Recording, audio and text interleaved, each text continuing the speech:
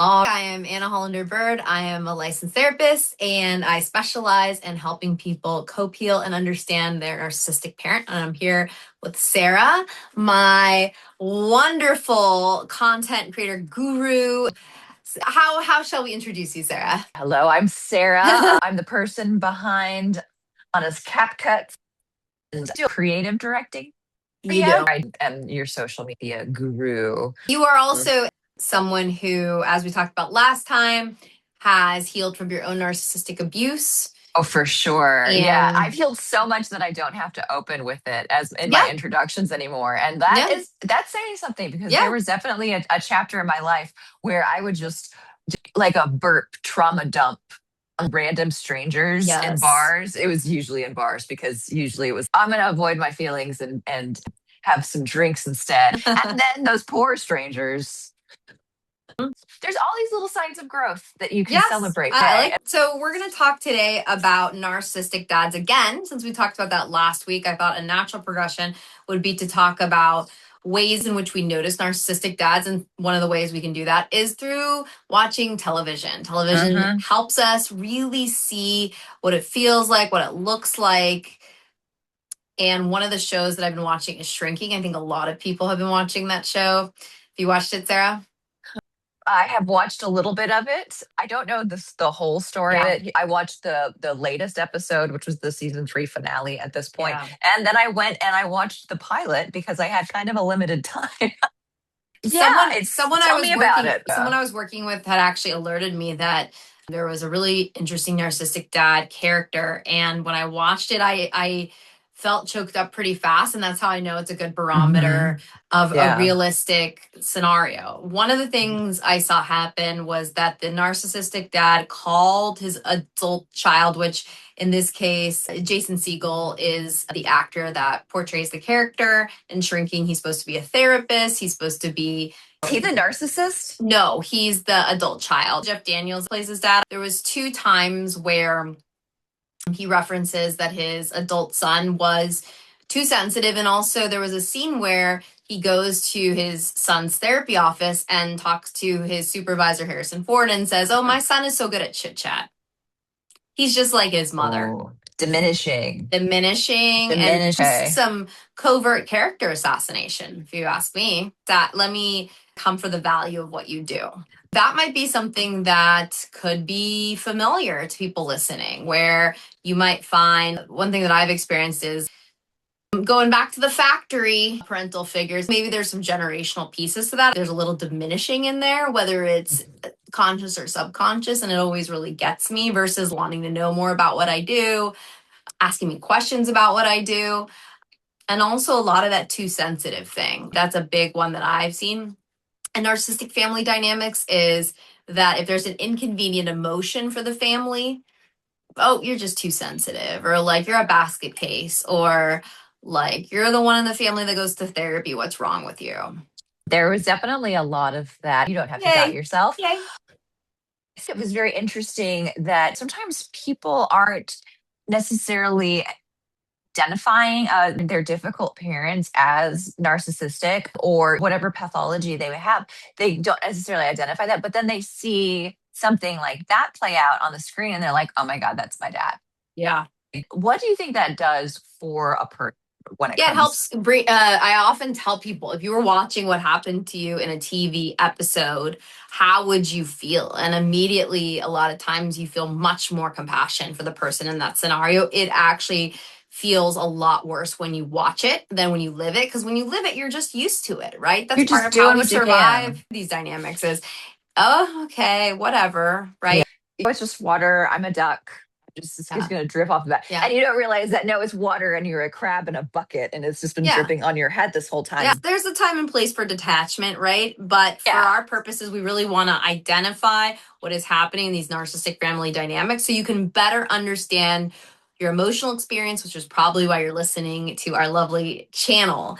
It helps me engage Yeah. with this line of thinking. It really does help me. It's very therapeutic. And you see it play, and if it's with a character you identify with and you feel that's someone I care about and I can't believe that that injustice is happening to them, that kind of gives us a lens.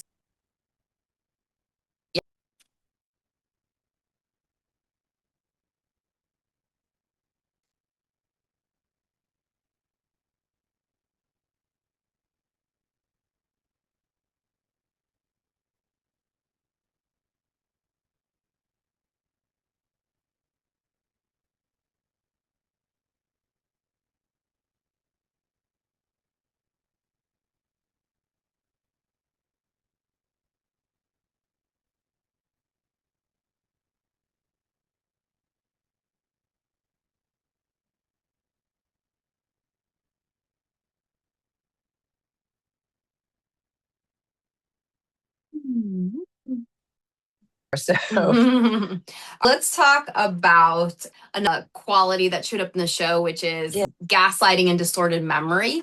Another thing that was depicted well there is the dad kept referencing when his adult son, who in the show he's supposed to be about 42, was younger. He remembers this game that he went to of his son's, and it really triggers the character that's the therapist, again played by Jason Segel, because what he says is, yeah, he may have been there that time, but it was by accident. He never was consistent with that. That was not really even maybe his intention for being there. Maybe he didn't have anything else to do that day. That wasn't the way that the narcissistic parent remembers what happened is not our memory. I think it's interesting.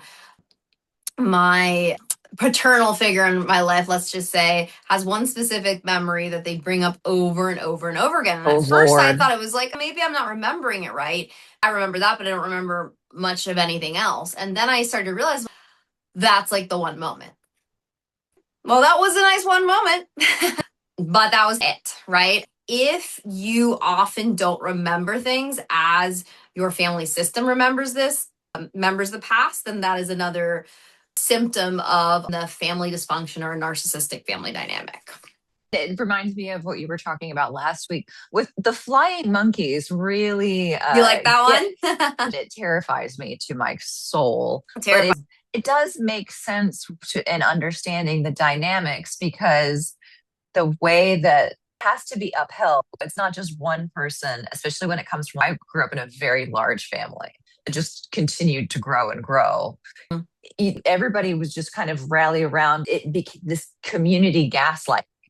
When it's the movie Gaslight and it's one guy gaslighting one woman and Angela Lansbury's adjacently in on it, that's one thing. But when it is every uncle, grandparent, cousin, sibling, church member, it gets daunting to one's mental health. You That's a start great to, example, Sarah. thank you. It was hell to go through. I come from a very small family, but there's a lot of people who have larger families where the whole family tends to become a chorus of one way of viewing the past or present. It can be really a big isolating experience. As any Greek chorus wants to be very isolating. Thank you for Antigone sharing. television was extremely important to me because I was so isolated from the people in my life. I could see examples of kindness. Yeah. I will say it's interesting because the 2 episodes of Shrinking that I did watch in pseudo preparation for this episode was seeing Harrison's Ford character step in, and they were having this conversation of, I'm not your real father, but if you ever need anything, I'm right here. It was a very sweet and compelling moment. And for me, moments like that were actually very important to me because, not necessarily because it let me believe like there are good dads.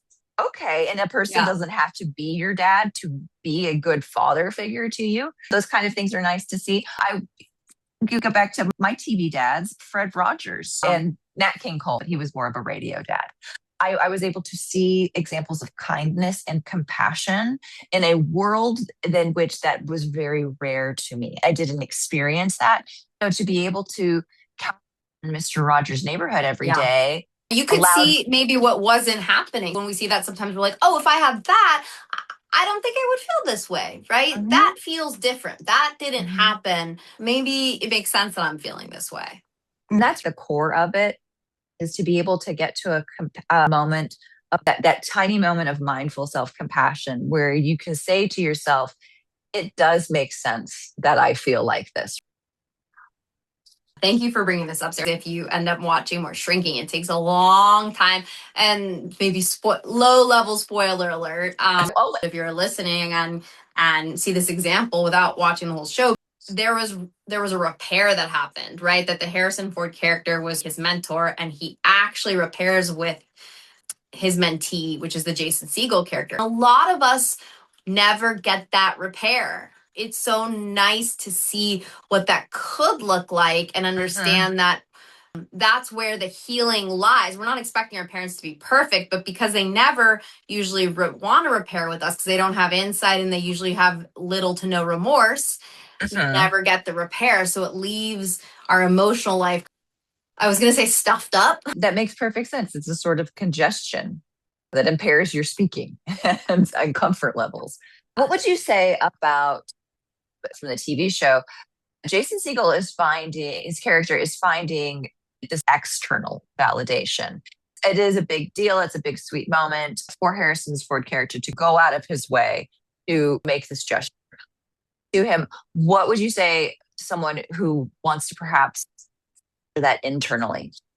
Because Mm, a lot of magical things happen to me, but I yeah. don't know how I would personally react to Harrison Ford coming in and fathering me one afternoon. So, what could I do internally to? Yeah, there's a few different things. That's the idea of going to therapy or doing a group on this topic. I run groups on this topic, a little plug for my groups. Even listening to this, right, is a way that we start to work with ourselves internally because it starts with validating our own experience, right? And saying, Yeah, this happened.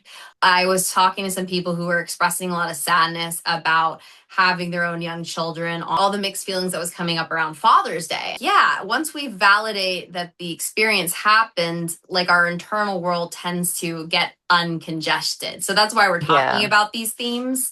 That's one way. The other way is what we talked about last time is how can we be more self-protective and bring in, like you said, the masculine into fathering ourselves. There's more we could say on this, but maybe those are a couple inroads for now. What do you think, Sarah? I think it's very sweet because when you do see moments of compassion Yeah. between people, and you do see that there can be that jaded inner critic. This is just a TV show, and they're Yeah. just wrapping up their season and being cute about it and Yeah. sentimental. It's the fact of the matter is that it is a story that is being told by a person who has experienced this, and very likely because television and we're industry, a room of people who at least are helping to weave the story together. And so I think that it, especially in something like the context of a show like Shrinking, it feels like it's probably a writer's room full of people who have been to a lot That's of very, very therapy good point. or know therapists or married to therapists or maybe are also therapists in addition to writing for television because this Yeah. is LA. Yeah. That's what we do. Uh, so I think that, it speaks to the art of when you do feel that jaded voice, it's just a show, it's just a fairy tale. Why would I think that I would ever deserve something like that? And that's a moment I think for me where I can stop and give myself a nice, this is why I like to press my hand just below the collarbone and just do a little Hmm. circular motion just to Yeah. support the nervous Soothing system. touch. A little soothing touch right at the Yeah. heart space for me. And then I can then turn inwardly and say, that time that I encouraged myself to go out and do this. That's like the pep talk I gave myself in the mirror Yeah. this morning. And I can really see, like, oh, actually, I have been stepping into that. It's something that I have developed before I could speak, probably, is being able to step in and be like, okay, well, this girl needs a little bit more encouragement that she's getting. Yeah. And fostering that within, being able to actually appreciate that. And what I didn't have a boss like, well, actually, I did have a boss that really kind of turned into a brother figure.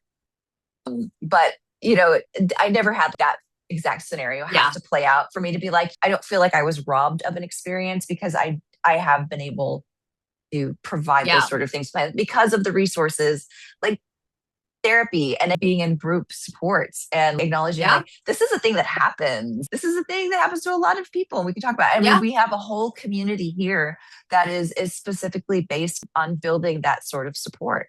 Just to review, if we think about narcissistic dads, here are a few qualities we just went over that can give you a clue into if you have one in your family. One is minimizing our experience, whether it's saying you're too sensitive, whether it's gaslighting your recollection of the past, or either having a very distorted recollection of the past, and also being unreliable. And unreliability is one thing they showed in that show where his wife dies, he doesn't show up till 2 years later, right? And just Ooh, all the feelings that brew around that. I think if you haven't watched the show, interesting show to watch. Definitely not realistic about therapists. it did not remind me of you. Yeah, yeah, I would yeah. just like to go on the record for the Thank you, thank community you. that I have been a personal friend of Yeah, Anna's for a yeah. while, and as a therapist, she does not exhibit those Well, same thank you. Well, behaviors. thank you. I've not seen that. Although I do think you probably drink a lot of water. I wouldn't be Ah, surprised if I saw you with one of those giant. I do. I do. Good for That's you. actually Good here. because you said your skin's I glowing. Your this is what hair I is so asked for shiny. mothers. Yeah, There you go. There you there it go. is. If you're new to our channel, we're always reminding like and subscribe. We have some interesting articles on Substack and anything else you want to If find you people want to about, Sarah? work, if you want to work with Anna, you can go to talkwithanna.com. If you want to dig in and you Yep. love the style, that's where Yep. you can find all of the ways to work with her there Yes. too. And And then we'll be cranking out all of the resources and yes. everything here for you on all of the across the channels at Talk With Anna. Yay. And thank you, Sarah. Thank you. Thank And you thanks so to everyone who much. listened.